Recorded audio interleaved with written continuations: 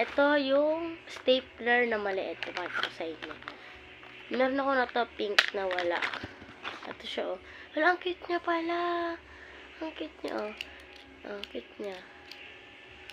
Ang cute niya, diba? Dalawa yung binili kong ganito andun sa cabinet ko. Ganito lang yung bala niya kaliit. Ganyan lang kaliit.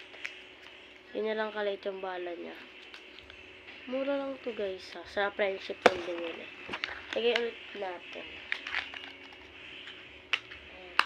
At yung next is, siyempre, pang pantasa. Hindi nawawala ang pantasa. Paano mawala ng yung Ito naman, bakit may sobra? Ay, may bumili pala ako.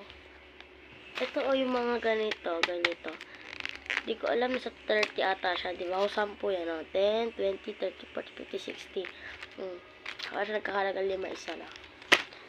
At ito naman, ito ang ito naman, ito na is yung stick. Ano to? Glue stick. Yan, glue stick, ayan, mahaba siya, Ito na yan, Ayan. Wala pa akong lalagyan ng powder. Tanong ko muna, babalik pa ako sa kana walang dito. Siyempre, di ba walang eraser? Ito, may refilan to, kaganda. Ito lang, tatanggalin niya yan, tas yung white. Ito lang yung white na to, tatanggalin niya lang. Nahihirap tatanggalin. Kadulas kasi ng kamay ko, guys, kadulas. Tingnan niyo naman. Kakaligo ko lang kasi, guys. Natatanggal siya, ito. Tatanggal siya. Ito yung re-refilan nyo. Wait lang. May ganito pa ako isang ganito pa. Sa cabinet ko. Doon ko nilagay lahat ng mga pwede i-refill. Ganon. Wait lang. Ayusin nyo sa pagkakabit, Pero maganda naman din siya.